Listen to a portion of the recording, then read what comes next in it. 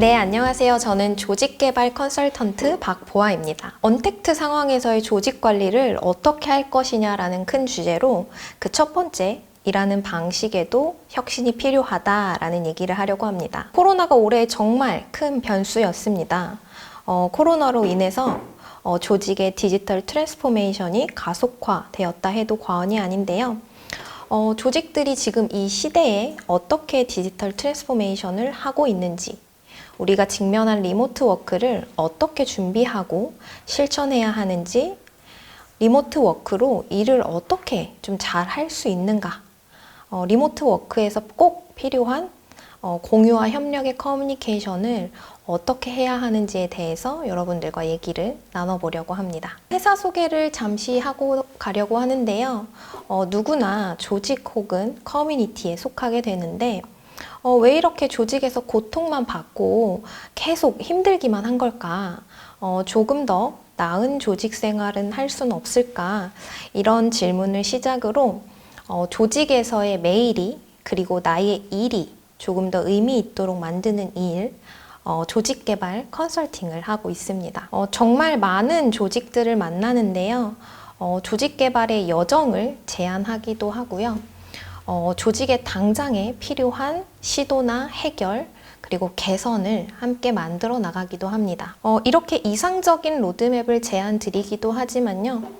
조직은 정말 다양한 모습으로 존재하거든요. 그래서 이 조직의 긍정적인 변화를 위해서 어떻게 시작할지, 어떤 시도를 할 수 있을지, 그리고 그 변화의 과정 속에서 함께 할 수 있도록 하는 일을 위비드가 하고 있습니다. 조직 개발이 필요한 모든 조직에 이렇게 조직의 변화를 이끌고 조직에 필요한 9가지 방법, 9닷을 제시하고 있습니다. 고성과 팀을 만드는 방법, 조직의 문제 혹은 갈등을 어떻게 해결할 수 있을까에 대한 과정, 중간 관리자 혹은 팀장님들의 리더십 교육, 그리고 신사업 혹은 제품의 리뉴얼, 사업 전략 등을 위한 아이데이션 워크숍, 고객 관점에서의 제품과 서비스를 어떻게 제공할 것인지에 대한 구체적인 방법이자 시작할 수 있는 방법을 제시하고 있습니다. 그리고 조직에서의 일은 사람이 하는 거잖아요.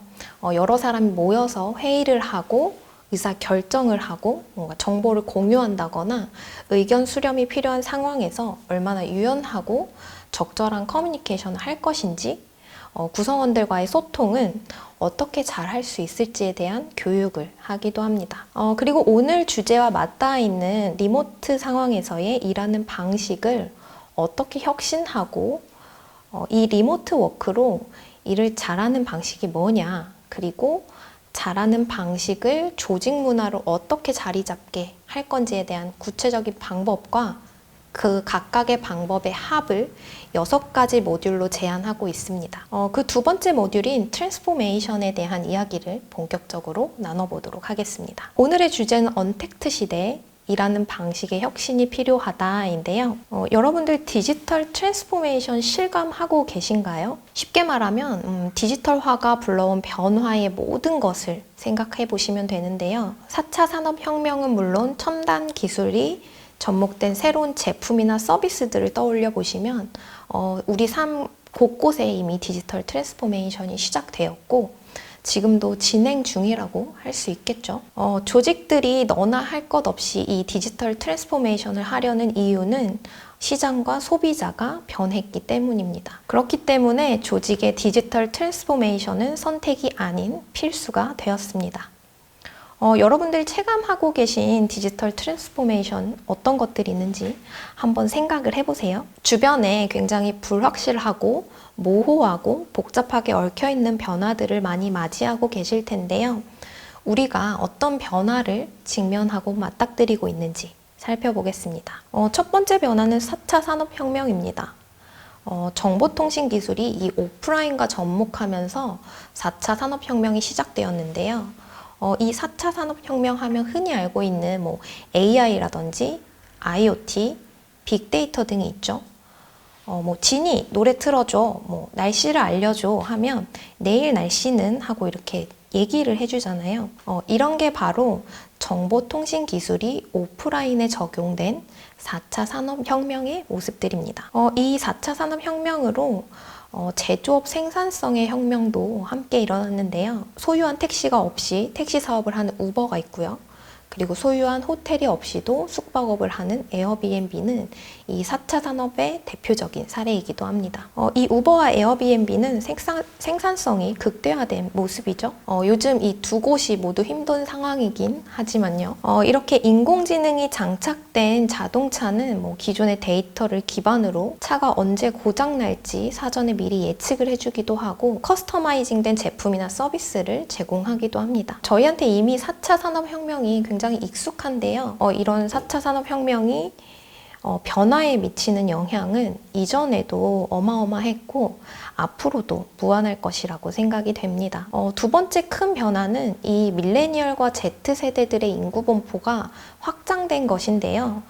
통계청에 따르면 그 2019년 기준으로 밀레니얼과 Z세대는 약 1,700만 명으로 국내 인구의 한 34%를 차지한다고 합니다. 2030년에는 세계 노동 인구의 75%가 밀레니얼과 Z세대가 될 것이라고 예측하고 있는데요. 우리의 고객이 밀레니얼이나 Z세대가 될 수도 있고 지금 함께 일하고 있는 동료나 선후배가 밀레니얼과 Z세대가 될 수도 있겠죠. 그리고 나 스스로가 밀레니얼과 Z세대에 속하기도 합니다. 이렇게 삶을 살아가는 방식이 다 다르고 소비의 방식이나 특성, 그리고 중요하다고 생각하는 것, 무엇에, 어디에 가치를 두느냐 이런 것들이 정말 모두 다르죠. 이런 밀레니얼과 Z세대는 디지털과 온라인에 익숙해져 있다는 특징이 있고 Z세대는 디지털 네이티브, 디지털 유목민이라고도 합니다. 세 번째 변화는 디지털이나 온라인, 이미 오래된 변화인데도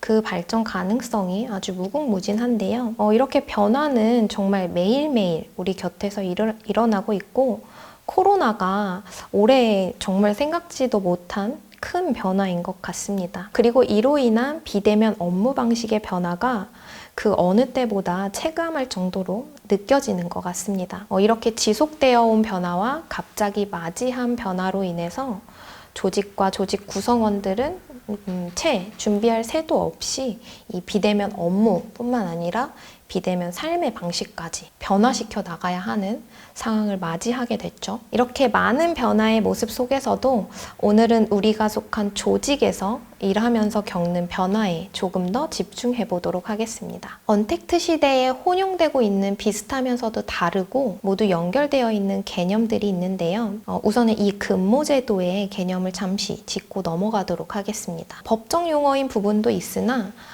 대부분 행정 용어로 각 기관이나 지자체마다 다르게 규정하고 있습니다. 이 표를 한번 같이 보실게요. 리모트 워크로 인해서 유연 근무제의 기준과 정의가 혼용이 되고 있고 지금의 변화는 이 기준과 개념을 무의미하게 만들어 버릴 수도 있겠다는 생각이 듭니다. 우리가 오늘 얘기한 이 리모트 워크는요. 장소 유연화 방식의 원격 근무와 그리고 재택근무가 결합된 형태로 장소와 시간의 유연화를 넘어서 경계를 넘나들고 있습니다. 일하는 시간에 대한 논의는 이미 오래되었는데요. 주 52시간이라던가 초과 근무, 근무 수당, 그리고 자율 출근 등의 나름의 이런 시스템이 법안에 이미 구축이 되어 있기도 하죠. 이렇게 제도로 구축되어 있는 반면 장소의 유연화는 특정 상황이나 직구 내에 좀 해당되는 거였는데 코로나로 인해 시간과 장소의 개념 역시 허물어지고 있습니다. 재택근무를 언제 시작하셨나요? 라는 질문에 90%가 코로나 이후라고 답했다고 합니다. 이처럼 재택근무는 이전에는 사실 잘 사용되지 않았던 근무 방식인데요. 특수한 상황에서 조직들이 재택근무를 시행하기도 했지만 사실 저 역시도 일은 회사 가서 해야 된다라는 인식이 있었던 것 같아요. 그렇지만 코로나로 인해서 재택근무가 완전히 본격화되었다고 해도 과언이 아닐 텐데요. 제 주변에 재택근무로 인한 여러 상황들을 관찰할 수 있었습니다. 격일로 재택을 하는데 너무 어수선하다, 아니면 집중이 전혀 되지 않는다라는 얘기도 하고요. 건물 혹은 사무실에 확진자가 나오거나 접촉자가 나와서 본의 아니게 사무실을 비우고 재택을 해야 하는 경우도 있다고 합니다. 재택 근무가 어느 정도 자리 잡힌 조직에서는 이제 어떻게 이 언택트 상황에서 일을 잘 할 것이냐, 효율적으로 할 것이냐에 대한 고민과 그 시도는 이미 모든 조직들이 하고 있는 것 같아요. 이 오른쪽 사진에 보시면 온라인으로 프로젝트를 관리할 만한 툴을 추천해 달라고 물어보기도 하는데요. 이처럼 갑자기 리모트 워크 상황에서 사람들은 어떻게 일할 수 있지? 다른 조직은 어떻게 일하고 있는지 그 궁금해한다는 것을 알 수 있었습니다. 이제는 실시간으로 이메일을 주고받는 것을 넘어서 이 얼굴 보면서 하는 화상회의가 어느새 익숙해졌죠. 온라인으로 회의를 하면서 이 업무량과 일정을 정하고 서로의 업무 진척 상황을 공유하면서 여러 방식으로 이 리모트 워크를 하고 있습니다. 화상회의를 하며 자료를 공유하기도 하고요. 소그룹으로 나눠서 대화를 하기도 합니다. 이 화상회의가 금방 익숙해진 만큼 일의 효율과 효과도 높일 수 있는 다양한 온라인 툴들이 개발되고 있는데요. 나아가서 이 기술 발전으로 리모트 워크의 미래를 앞당긴 모습도 관찰할 수 있습니다. 떨어져 있는 사람들이 가상의 사무실에서 함께 모여 얘기하는 것처럼 구현되는 AI나 실제로 만나서 대화하는 것처럼 느껴지는 홀로그램 기술이 개발되기도 했습니다. 이런 리모트 워크로의 전환은 업무에 어떤 영향을 줄까요? 사무실에서 대면으로 일하던 방식을 비대면으로 바꾸는 것은 사실 생각보다 쉽지 않은데요. 조직의 인사팀 혹은 조직문화팀이 모여있는 단톡방에는 요즘 이런 질문들이 올라오고는 합니다. 여러분들 재택근무 하긴 하세요? 이렇게 물어보기도 하고요. 재택근무를 어떻게 하냐? 일주일에 한 번 하냐? 격주로 하냐? 아니면 격일로 하냐? 아니면 팀별로 하냐? 그리고 근태 관리는 어떻게 하냐? 그리고 메신저 같은 건 어떻게 쓰냐? 툴들은 어떤 걸 쓰시냐? 그리고 이런 질문도 하세요. 점심 식사 제공은 하고 있나요?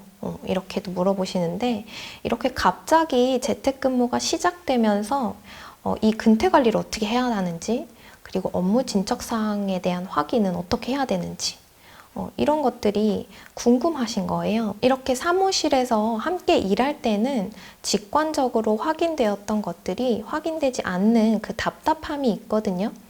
그러니까 어떻게 할지 계속 물어보시더라고요. 그리고 이런 얘기도 합니다. 온라인으로 뭘 할 시간을 주지도 않고 뭘 했는지 자꾸 공유해라. 그리고 오늘 무슨 업무를 할지 그리고 오늘 무슨 업무를 했는지 정리하느라 일할 시간이 없어. 이렇게도 얘기하고요. 차라리 이럴 거면 그냥 회사를 가는 게 낫겠다. 이런 얘기도 합니다. 이런 모습들이 재택근무를 급하게 도입하게 되면서 우리가 겪고 있는 이 좌충우돌의 모습인데요.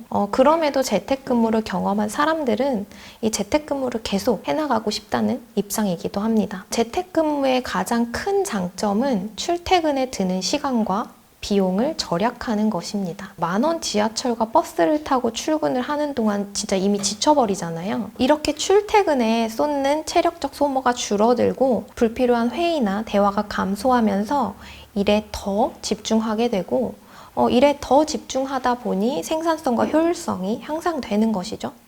그리고 저녁 있는 삶을 살면서 이 워라밸을 실현했다고도 합니다. 저도 처음에는 이 전환이 너무 어렵고 좀 부담되었던 것 같아요.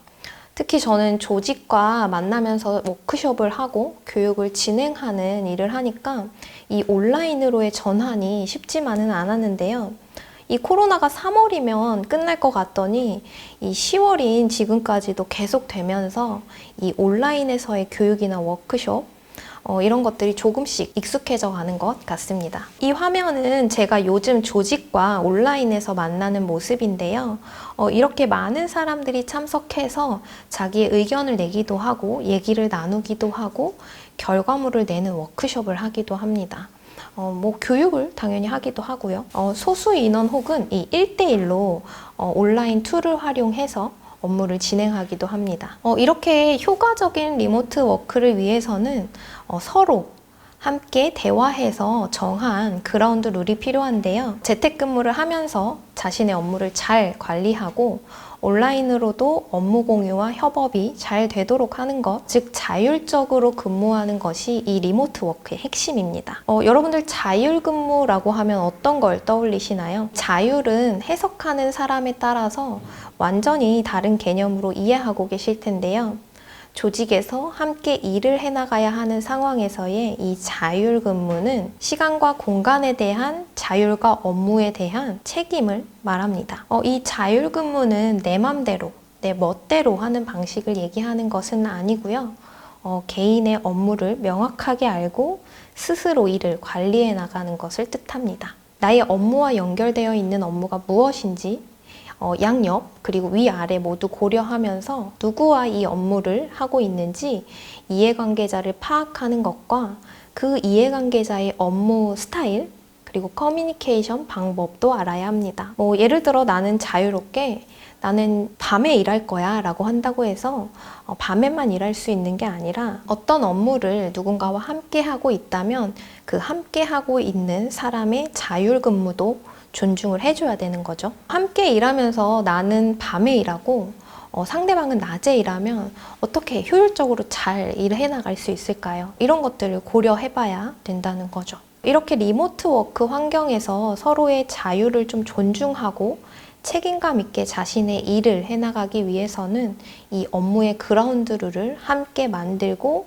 약속하는 것이 중요합니다. 제가 참고하실 수 있도록 이 리모트 워크의 3가지 그라운드 룰을 소개해 드릴게요. 지금 이 갑자기 리모트 워크를 하게 된 환경에서 이 소통의 어려움, 업무를 하면서 좀 어려움을 겪고 계시다면 이 3가지 그라운드를 참고해서 업무의 효율성을 한번 높여보시길 바랍니다. 그 첫 번째는 업무를 공유하고 대화를 요청하는 것인데요. 사무실에서 함께 일할 때는 누가 무엇을 하는지 이렇게 직관적으로 알 수가 있어요. 근데 이 리모트 워크에서는 누가 무엇을 하는지 알 수 없기 때문에 각자가 어떻게 일할지에 대해 공유하는 것이 매우 중요합니다. 매월 하던 업무 보고나 주간 회의를 매일 해야 할 수도 있지만 각자의 업무를 공유하면서 스스로 업무를 정리하기도 하고 동료에게 함께 일하고 있음을 약속하는 것입니다. 업무를 공유하는 시간은 한 30분이면 충분한데요. 절대로 1시간을 넘기면 안 됩니다. 팀의 규모에 따라서 시간 차이는 좀 있을 수 있겠지만 최대한 1시간을 절대 넘지 마세요.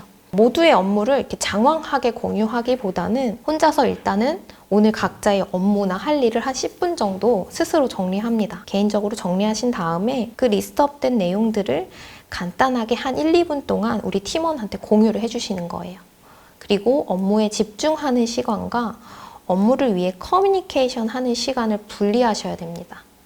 앞서 말한 대로 업무를 공유하는데 30분, 그리고 급하게 해야 하는 회의나 뭔가 짧게 대화를 나눠야 된다면 그 상대방한테 미리 물어보고 시간을 정하시는 거예요. 프로젝트를 같이 하고 있는 A한테 그 변경 사항에 대해서 같이 논의를 해야 되는데 한 2, 30분 정도 회의가 될까요? 라고 좀 사전에 물어보시고 양해를 구하시는 거예요.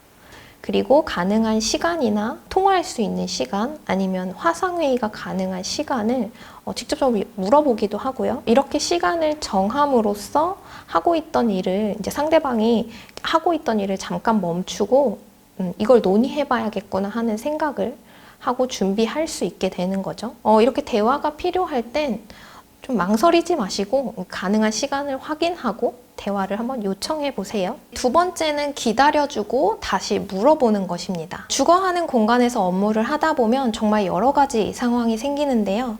쌓여있는 설거지가 눈에 계속 거슬리기도 하고 어제 널어둔 빨래가 보면 당장 개야 할 것도 같습니다. 당연히 업무 시작하기 전에 혹은 업무를 다 마치고 할 수도 있는데 사무실에서도 유난히 집중이 안 되거나 일이 안 되는 시간이 있기 마련이잖아요. 대화나 업무에 대한 요청을 했는데 상대가 답이 없을 때 이런 생각을 합니다. 설거지 하고 있는 거 아니야? 아니면 집안일 하고 있는 거 아니야? 이런 생각이 들 수도 있는데 전화를 다시 해야 하나? 이거 정말 급한데? 이렇게 속으로만 계속 생각하지 마시고 전화를 하시거나 아니면 상대방을 좀 기다려주세요.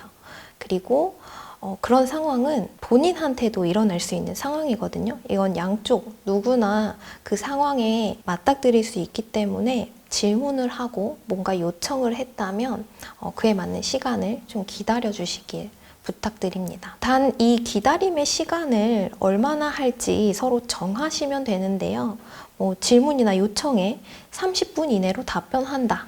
이렇게 대화를 통해서 정해 놓으시면 답이 없다면 다시 물어보면 되죠. 그리고 30분이 지났다면 다시 물어보면 됩니다. 그래도 답이 없다면 전화를 합니다. 이렇게 서로가 합의한 약속이 필요한데요. 이게 정말 별거 아닌 것 같지만 30분 이내로 답하기, 다시 물어보기, 전화하기 이런 기준이 정해지는 것은 비대면으로 업무를 해나갈 때 아주 중요한 커뮤니케이션의 요소입니다. 그리고 세 번째는 이 온라인 툴을 적극적으로 활용하는 것인데요. 온라인으로 소통을 하면서 가장 유의해야 할 것은 나는 말했어 라고 하는 태도입니다. 대면하면서도 함께 얘기한 것들이 명확하지 않은 경우가 있잖아요.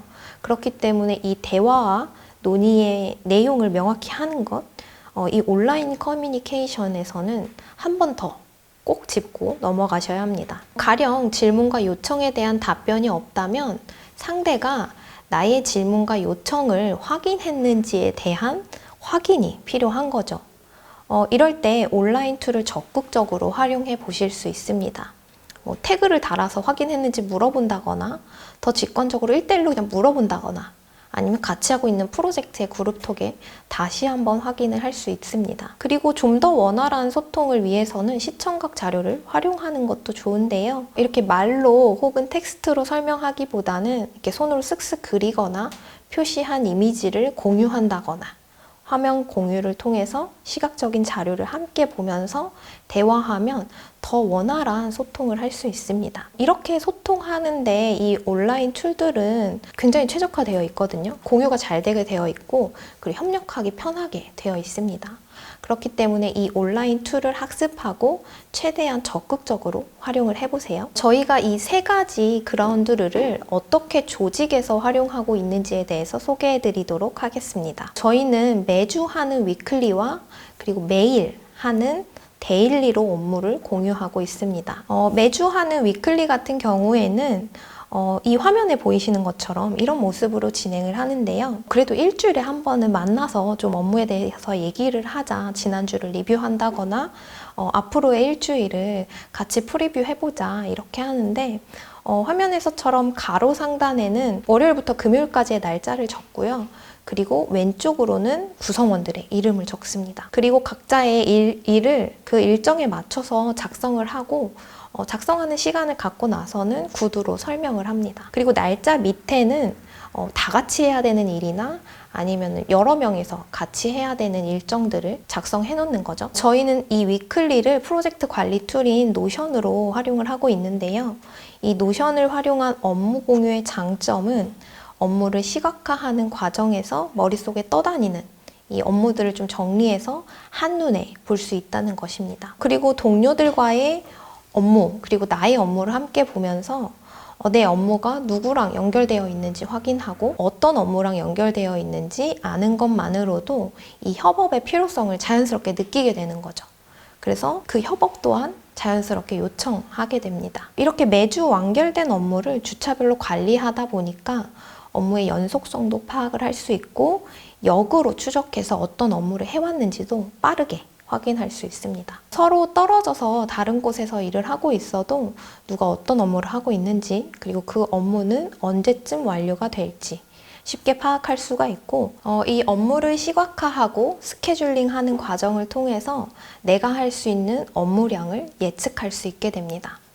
이 정도는 내가 하루에 혹은 일주일 동안 할 수 있구나 이렇게 확인할 수 있고 앞으로는 어떻게 일의 양과 질을 높여가며 일할 수 있을지도 고려하면서 이 업무의 타임 매니지먼트가 훨씬 수월해지게 되는 것이죠. 이렇게 위클리를 하다가 최근에 저희는 데일리로 많이 중점을 두기 시작했는데요. 서로가 커뮤니케이션을 해야 할 때가 언제인지 알고 이 업무 집중도를 높이기 위해서 업무 공유 툴을 데일리로 변경하였습니다. 요즘 저희는 각자가 업무 시작 전에 오늘의 업무를 작성해서 공유를 합니다.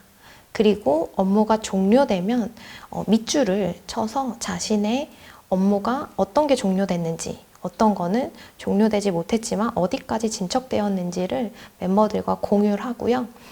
사실 이 언택트 상황에서 서로에게 그 느끼는 불안감이 있는 것 같아요. 근데 그 불안감이 있음을 저희끼리는 좀 인정을 했어요. 저 일이 넘어와야 내가 이어서 일을 하는데 상대가 얼마나 했는지 알 길이 없는 거예요. 그러면 이렇게 쟤 지금 이걸 하고 있는 게 맞나 하는 그 의심의 마음이 들거든요. 이럴 땐 정말 귀찮을 정도로 상대한테 공유하고 또 공유를 해줘야 합니다. 그렇게 불안감을 같이 해소시키기 위한 노력들을 해야 하고요. 그런 것들이 서로에게 공유와 협력에 책임이 있다는 것 역시도 인정을 하면 이 업무의 효율이 올라갈 수 있습니다. 네, 제가 준비한 내용은 여기까지인데요.